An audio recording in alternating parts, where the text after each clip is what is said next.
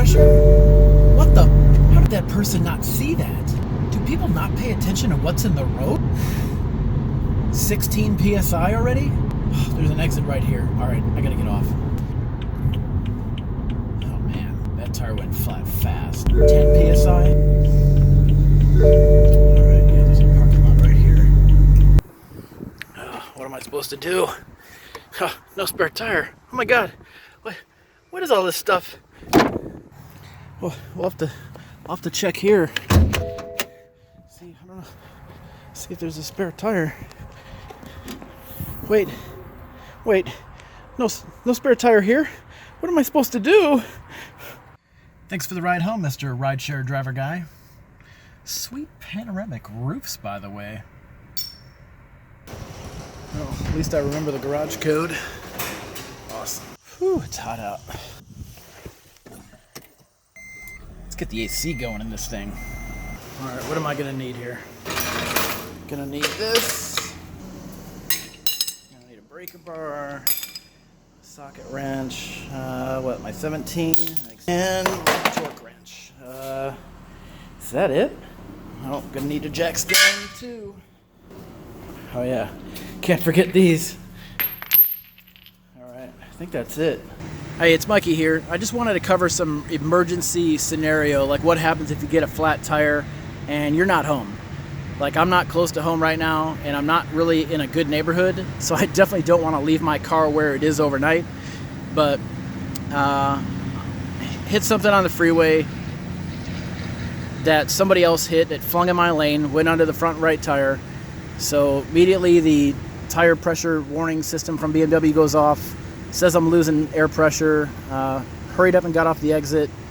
By the time I got off the exit, I was at like 16 PSI, and hurried up and quick whipped in the first parking lot, which was real close actually, and it, like, as I'm pulling into a space, it's down to 0 PSI. So the tire's flat, the sidewall's toast. I do have road hazard on those tires, so I'm gonna get it replaced for a pretty good, discount. I think it's gonna cost me $40 because literally the tire is only like a month old. So I Ubered home, grabbed my tools, and I did only grab one jack. Next time I'm definitely grabbing two, and I'll tell you why.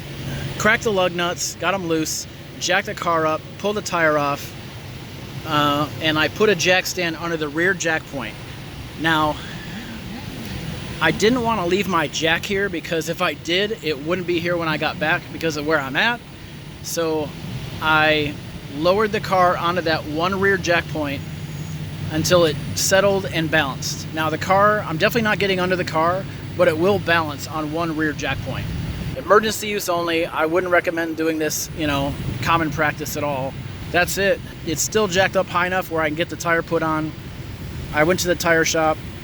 I got the cheapest, size tire that would fit. It was like $80 because the Michelin Pilot Sport 4S's are a special order tire, so they're not going to get it for a couple days, which means like Monday, because right now it's Wednesday. So I at least have a spare tire that I can use in a pinch if I ever need to do this again, and just use a cheap tire on the rim to get the car home so things don't get taken off my car while it's sitting here balancing on one jack stand.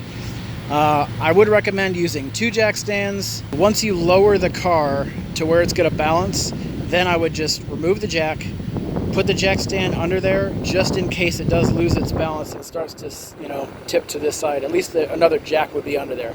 Another thing I wanted to mention here is that on the lug bolts, this gray stuff, this is that anti-seize that I put on the spark plugs. I also put it on these lug nuts as well, these lug studs, bolts, whatever they're called. But I put these on here, that way, they're at least easy to get off when it's time. That way I wasn't out here struggling or anything, especially when I'm, not in a desirable place where I want to be with a flat, and definitely not leaving the car here. With the tire dead flat, like as low as the car sat, my jack and the jack pad literally had maybe 1/8 of an inch of clearance for me to get under there. Maybe if I ever had to do this again, I would bring, one of my little ramps with me to pull up on just in case. Hopefully, you know, the tire's in at least somewhat decent condition where I can at least roll it up onto one of my little, you know, makeshift wood ramps so I can get the jack under. When you get the tire back on the car, the tire pressure monitor system is, you know, still going to say that the one tire is low. I checked the tire pressure. I had the guy at the tire shop inflate it to, I told him 36. I mean, I know the fronts only need to be at like 33 for this vehicle, but I got the tire back on, did a few circles because I know I have to get the vehicle to register the tire pressure again. Drove around for a little bit just to make sure the pressure was good. I lowered it a little because it was a little high, and you know, then just drove home and everything's fine now. Oh, so there you have it. What to do in case of emergency. You've got a flat tire, you don't have run flats, but you want to get your car back on the road as quickly as possible because you don't like where it's parked. Okay, so destroy the like button, subscribe to my channel. I want to start putting more fun stuff in videos because it makes the videos more fun, and videos that aren't fun just aren't fun. Anyways, yes, I did record all that stuff at the beginning after the fact. You know, I just wanted to make it more cinematic. I still have to do the headlight video on the comparison between the two different bulbs I bought and the stock bulbs just to see what's brighter, what looks better, because the headlights on that little Prius, it's a Prius V 2017, the headlights on that thing are amazing, and I want to have better headlights, you know, driving this thing at night. Another video I want to make is how to be the fastest person out of your group of friends at your local indoor go-kart track. I want to go fast, but I'm always the fastest when I go race with my friends, except that time I went with Sam. He destroyed me. Good racing, kid. And that's about it. Cool? Later. Ooh, you're so smart.